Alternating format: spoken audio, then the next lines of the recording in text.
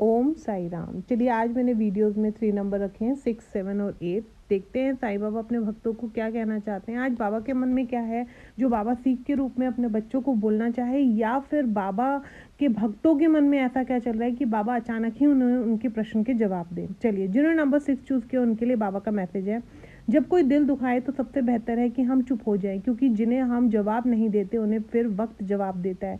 देखिए, कहीं ना कहीं जिन्होंने नंबर 6 चूज़ किया है उन्हें बाबा बोलना चाह रहे हैं कि कहीं ना कहीं अगर किसी ने आपका दिल दुखाया है ना, आप उसको पलट कर जवाब मत दो। आई नो बहुत मुश्किल होता है ऐसा करना, लेकिन जब हम बाबा के भक्त बनते हैं तो कहीं ना कहीं हमें समझ आता है कि हमें शांत रहना है, क्योंकि इस बात का जवाब देने के लिए कहीं ना कहीं मेरे साईं बाबा बैठे हैं।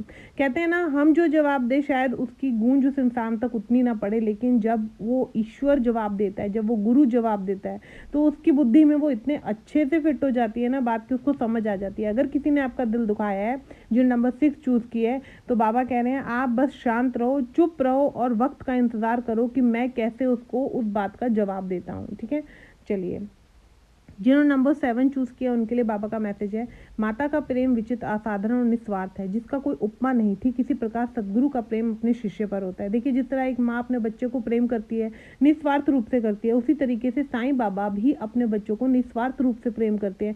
बाबा को उनसे कुछ नहीं चाहिए होता। आप चाहें तो उन्हें निवाला खिला दो, खाना खाते वक्त ना भी खिलाओ तो भी बाबा को आपकी चिंता रहेगी कि आप खाना खाओ। ठीक है, बाबा ने कहीं ना कहीं, जिन्होंने नंबर 7 चूज किया है, बाबा ने कहा है कि मैं तुझे माँ की तरह ही प्रेम करता हूँ, तेरा ध्यान रखता हूँ, तेरी परवाह करता हूँ, बस अपने कर्मों को अच्छे से जोड़ता चला चल। मतलब अपने कर्म को इतना मजबूत बना लीजिए ना कहीं अगर कोई रुकावट आपकी कर्म रूपी आए भी सही, तो बाबा की पोटली में इतना सब कुछ भरा हो कि वो कब दूर हो जाए मुश्किल पता ना चले। इसके लिए बाबा ने एक नीचे दिया भी है, श्री साईं सच्चे चरित्र। मतलब कहीं ना 7 नंबर वालों को बाबा कह रहे हैं सच्चे चरित्र का प्रारंभ कर दो आप आंख बंद करके, और आप देखो कि आप ये 2025 में ना कंटिन्यू बाबा के सच्चे चरित्र का प्राण करते चले जाओ। बुक पूरी पढ़ो, प्रसाद बांटो, जब पूरी बुक हो जाए और फिर दोबारा शुरू कर दो। उससे आपकी लाइफ में अनेकानेक क्वेश्चन के डेफिनेटली आपको आंसर्स मिलेंगे, आपको सुकून मिलेगा, आपको लाइफ चेंज होती हुई दिखाई देगी, क्योंकि कहीं ना कहीं ये साईं बाबा का दिखाया हुआ रास्ता है, जिन्होंने नंबर 7 चूज़ किया है। ठीक है,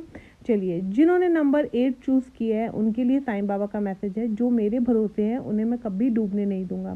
देखिए, जिन्होंने नंबर 8 चूज़ किया, हो सकता है कि उन्हें कभी कभी लगता हो कि बाबा पता नहीं आप मेरे साथ हो या नहीं हो, या बाबा कहीं बीच मझधार में डूब तो नहीं जाऊंगी। कभी कभी अनेक प्रश्न आकर आपके मस्तिष्क में ना एक जंग सी लेकर आते हैं। ठीक है, तो बाबा उनको कहना चाहते हैं साफ साफ शब्दों में कि तू मेरे भरोसे है ना, तो तू मुझ पर यकीन कर कि मैं तुझे कभी डूबने नहीं दूंगा, ना ही मैं तुझे कभी कुछ होने दूंगा।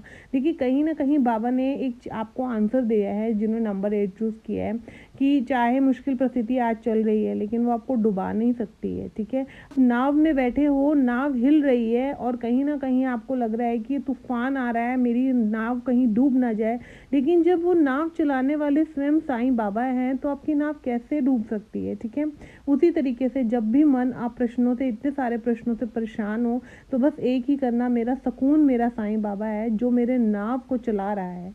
आई नो कि टाइम अटपटा चल रहा है, बड़े सारे क्वेश्चन हैं, कहीं उतार चढ़ाव चल रहे हैं, कुछ विशेष रुकी हुई हैं, लेकिन मुझे मेरी मंजिल तक मेरा साईं बाबा जरूर लेकर जाएगा। चलिए, ओम साई राम।